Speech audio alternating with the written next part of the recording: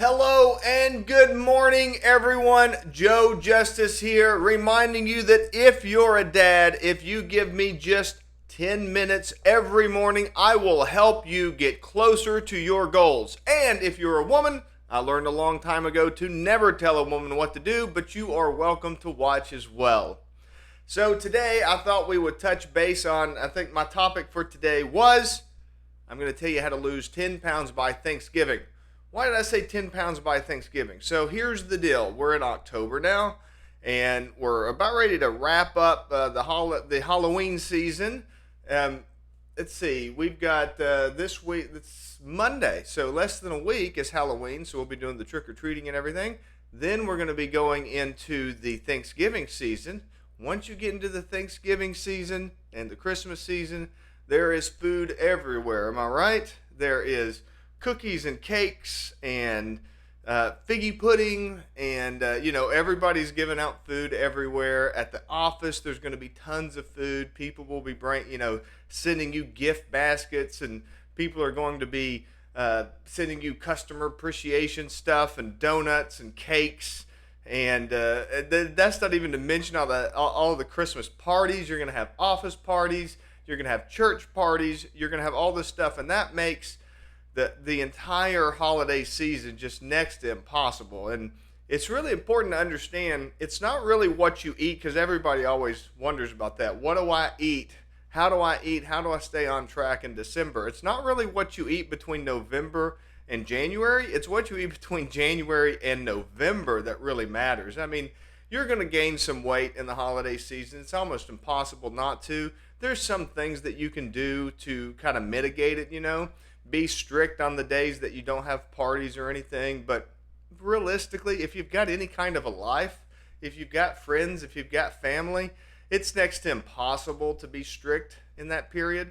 So what I was wanting to do was take the opportunity before we get there, while we've still got a little bit of time, to lose a little bit of weight, to get ourselves in a good position, so that then by the time we get to January 1st, we can really hit the ground running. Drop all of that holiday. We won't gain a whole lot of weight for the holiday season, because we would have lost a little bit beforehand, and we'll be able to do a lot better. So let's talk about that a little bit. Realistically, when it comes to, so we're going to drop 10 pounds by Thanksgiving. So that's a month to lose 10 pounds. That's very realistic. You can absolutely do that. It won't take a tremendous amount of effort to lose that kind of weight for most people. Now, if you already have really low body weight anyways, that could be a challenge, but for most people could lose 10 pounds in a month pretty easily. So if you eat the standard American diet, so this is the way I like to think about it. The standard American diet, that's the SAD diet, okay? The SAD diet is based around the food pyramid, which is what most of us, people my age, grew up with. I think it came out in the 80s.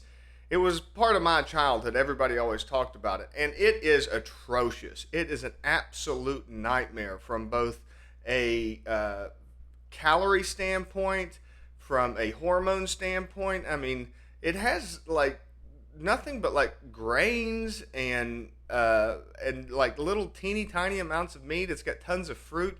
What you really want to do is eat lots of meat and lots of vegetables. That's really basically what you're looking at. And no, vegetables and fruit aren't the same thing. Just because they both grow doesn't mean they're the same thing. You could eat a whole box of celery. I don't know where you'd get a box of celery, but if you found a box of celery, you could eat a whole box of celery, and it would be like 150 calories or something like that. And it would be nothing but fiber. I mean, to compare that to oranges and apples and bananas and stuff, and don't get me wrong, there's nothing wrong with oranges, bananas, and apples and stuff like that, but to just say that they're the same thing is completely ridiculous. What you're really looking at when it comes to weight loss, more than anything else, is how your hormones react, and mostly you're looking at insulin.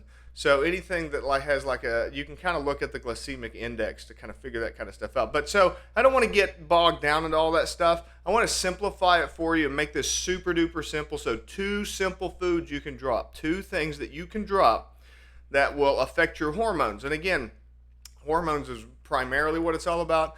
The calorie in versus calorie out thing is partly true. I mean, there's definitely some truth to it. If you burn 2,000 calories and you eat 2,000 calories, then you're going to be flat. That's definitely true. But just think about it this way: do you think that if you could eat 2,000 calories worth of Snickers bars every day, do you think if you ate 2,000 bars worth of Snickers bars, or 2,000 calories worth of Snickers bars, do you think you would be healthy? I mean, the answer is obvious. Absolutely not. So calories in versus calories out is not nearly as simple as that. Let me give you the 2 foods that you need to drop in order to lose 10 pounds within a month pretty easily. And that's grains and sugar. I know, that's not foods, those are kind of categories. But the trick to that is if you just eliminate grains and sugars, what you're looking at is eliminating breads, cakes, crackers, cookies, donuts. I mean, all of the bad stuff, muffins, cereal, all of the stuff that really contributes to weight gain, all the stuff that's like the primary piece of the standard American diet, the SAD diet, is all that stuff that's not good for you. What you want is vegetables. What you want is meat. And honestly, it doesn't matter. Everyone will say lean meats and all that. That doesn't matter. It doesn't matter whether it's lean or not. You just need just good, healthy, organic, grass-fed beef, organic, antibiotic-free chicken, stuff like that, like pure, natural, whole food type stuff. So, and keeping that in mind, like chicken nuggets isn't chicken, okay? Chicken nuggets is something that some scientists brewed together in a lab somewhere that they make in a factory. So if your food is coming from a factory, it's not. You want to do the whole foods, okay? This is the thing that I run into a lot of time whenever I speak with vegetarians, because they'll say, oh, meat's bad for you. If you do nothing but eat hot dogs, you'll get sick. Well, that's true. I mean, a hot dog's barely food. I mean, it's like all these different cuts of things with all kinds of different preservatives and stuff all mixed together. I don't like when I say eat meat and vegetables, that's not what I'm talking about. I'm not talking about hot dogs. I'm not talking about chicken nuggets. I'm talking about chicken breast, chicken cutlets, spare ribs, and spare ribs isn't ribs slathered in barbecue sauce. That's just molasses. That's not spare ribs. Okay, is all this stuff starting to make sense? Is all this stuff starting to penetrate? I really hope so. Just keep it simple. Just eliminate these 2 foods, sugars and grains. Just eliminate those and eat whole foods. That's all you need to do. It's just you're just eating meat. You're just eating chicken legs. You're just eating, and again, it's not fried chicken legs where you're adding all this other stuff to it. Just take chicken drumsticks. Just take chicken drumsticks, pop it in the oven at 350 degrees for 45 minutes. Little salt and pepper.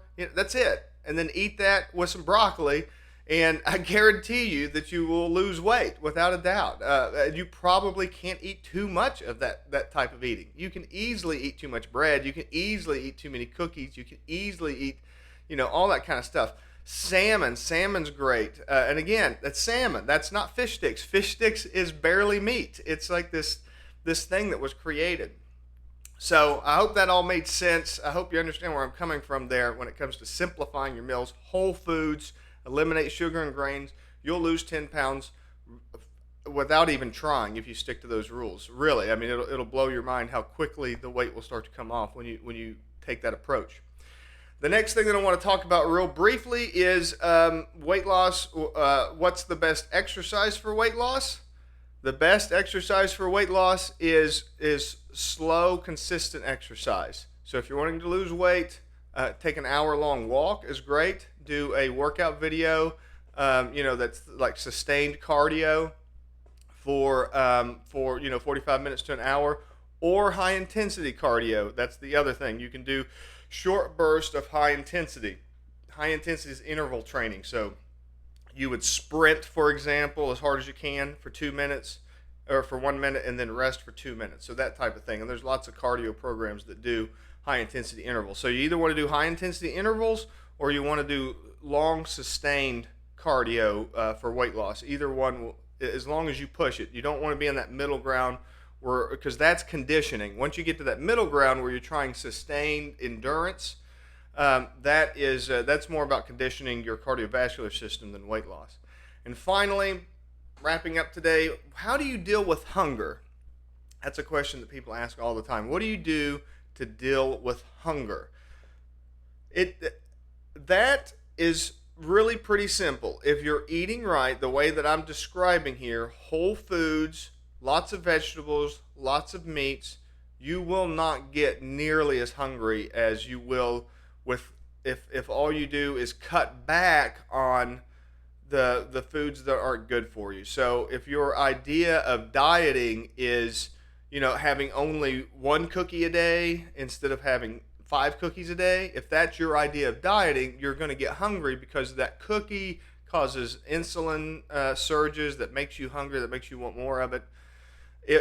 When you eliminate those types of triggers, you will get hungry less. But also part of that is habit. So if you're used to eating a large meal at noon every day, your body will want a large meal at noon every day for a period of time.